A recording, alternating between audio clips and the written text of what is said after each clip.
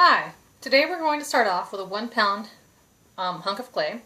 I've wedged it into this lump. It's flat on one side and humped on the other side. I like to start off with a flat surface, and because I have a wooden bat, I'm going to go ahead and wet the bat so the clay will stick to it. So I'm just going to pop the clay down on there, smash it a couple of times, and then I had a problem in the beginning when I was throwing clay, and the water would get underneath the ball of clay, and then this whole thing would move around and it might come off the bat. So the way I solved that problem was to simply create a seal between the bat and the clay. And I do this by just putting my finger on the edge and turning the wheel on. And as you can see, it creates a nice seal between the bat and the clay so that there's no water that's going to come underneath the piece. So now I'm going to center it. My hands are very clean. I'm going to show you where I place them on the clay so that you can see. I'm going to cone up, and all the places that my hands are dirty are where it's touching the clay. So I'm touching the clay here, and I'm touching the clay with this entire hand. So now I'm going to push it down.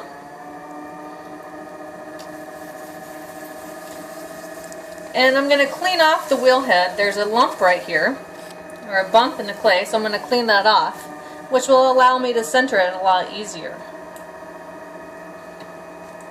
If I didn't clean that off, my left hand would bump up and down right now. But because I cleaned off the wheel head, the left hand stays steady, and I'm able to center the clay. So keeping a clean wheel head is very important while you're centering. So I'm simply pushing in with this hand and pushing in, and it's called coning up. So now I'm going to push down with this hand and in with my left hand, and it's going to support the clay. So the left hand supports the clay, and the right hand pushes it down. Now if you're just starting out throwing, you can sometimes come into a problem where when you're pushing the clay down, you get this divot and this really hard edge right here and a slight hole in the center. And the way you keep that from happening is simply curving your thumb on your left hand over.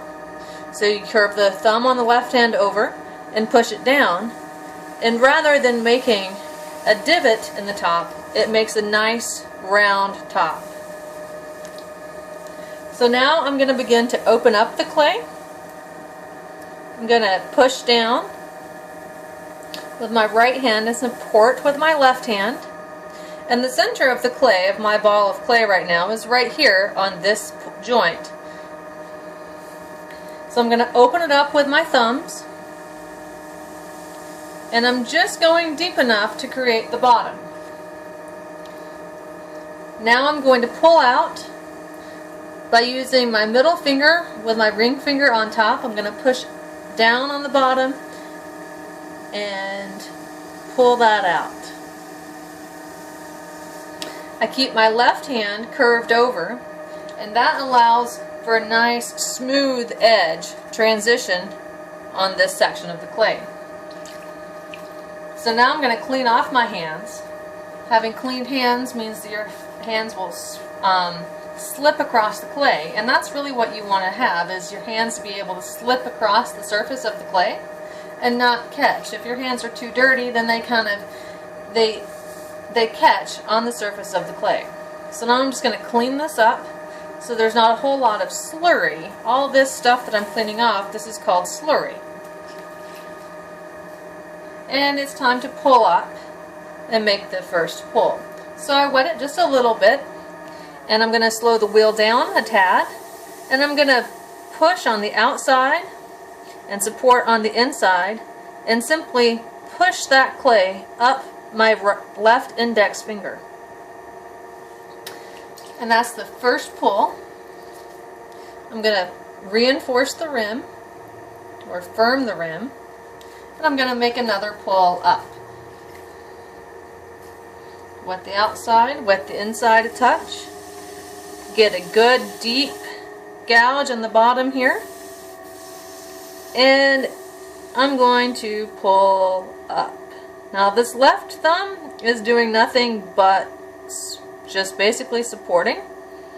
It serves no real function other than just to support both hands. So I'm going to pull up again.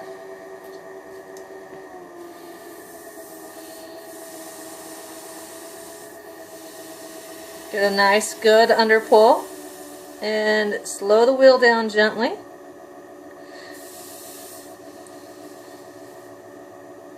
And simply just pull it up. So on the inside of the clay,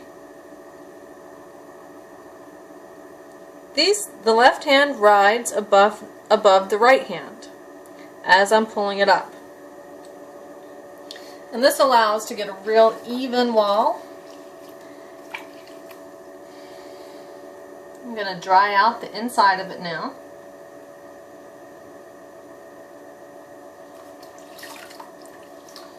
And I'm going to give it one more pull to pull up a nice tall cylinder.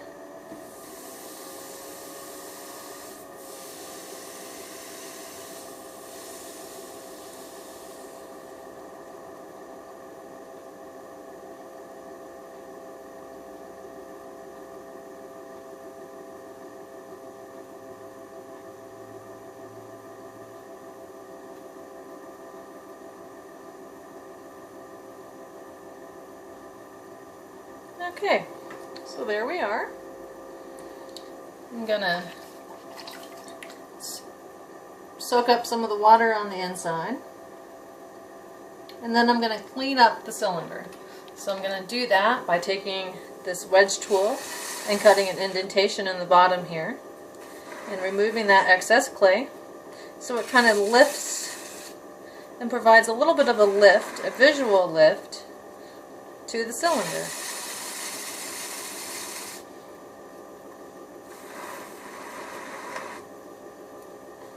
Now I'm going to clean up the surface of my cylinder using this metal rib. It's one of my favorite tools in the studio.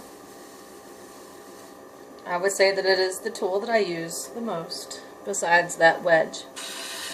So I'm going to support it on the inside. Sometimes the inside can get a little bit dry and your fingers might skip or hop along the inside.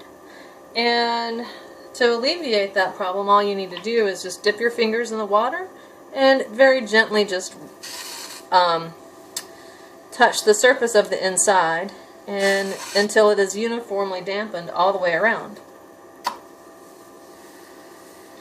There's not a need to add a whole lot of water to the inside of this right now.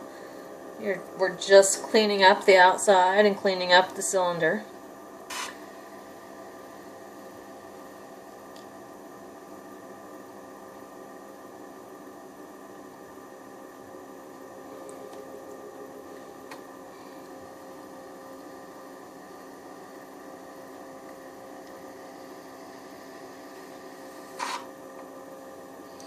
It looks okay. It's not perfectly straight up and down, but that's alright. I'm going to give it a little bit more of a definition on the bottom here. Again, just using this tool, this metal rib.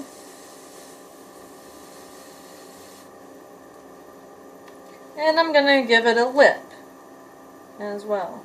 So I'm going to start that indentation here, maybe do another one right down below it. And then I want to think about how I'm going to treat the top or the rim of the piece.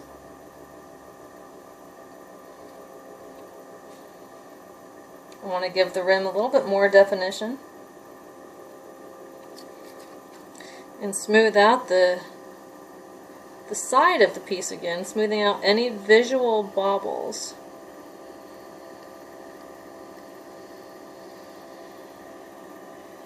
My goal is to have the eye of the viewer move straight up and down this piece and not have no interruptions, no odd curves that aren't immediately visually understood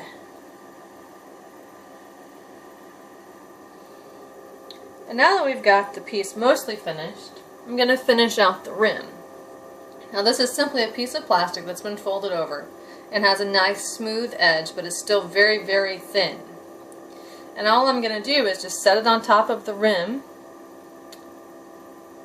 and smooth it out. It removes any excess clay at the top that doesn't need to be there and firms it. Firming the rim as a final step ensures that there are no cracks that will go down the piece from the rim. If your rim is not firmed, then you run the risk of having a crack start at the top and go down the piece. So I'm going to come back in and add in that little bit of detail that I wanted earlier and smooth out my finger marks that are here. I'm going to survey the piece a little bit, make sure it's exactly how I want it to be. I want to take this part out.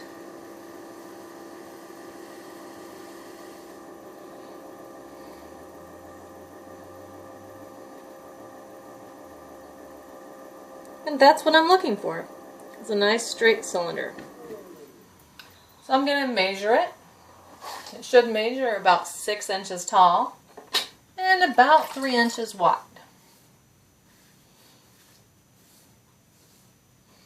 So it's, yeah, it is. You can clearly see it's actually about 6.5 inches tall. And then if we're looking at the top of it, from outer edge of the rim, from here to from the outer edges of the rim, it is 3.5 inches wide. So the interior of the piece is roughly about 3¼ inch. Now I'm going to smooth out the bottom a little bit.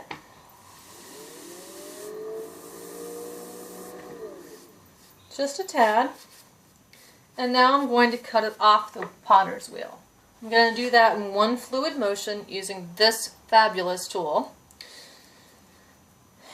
And you start at the back, you pull the wire tool very tight, press your thumbs against the back, and cut it off in one fluid motion without lifting up in between.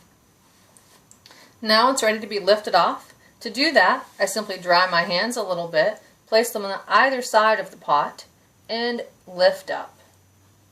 And here we are. One finished 6-inch cylinder with 1 pound of clay.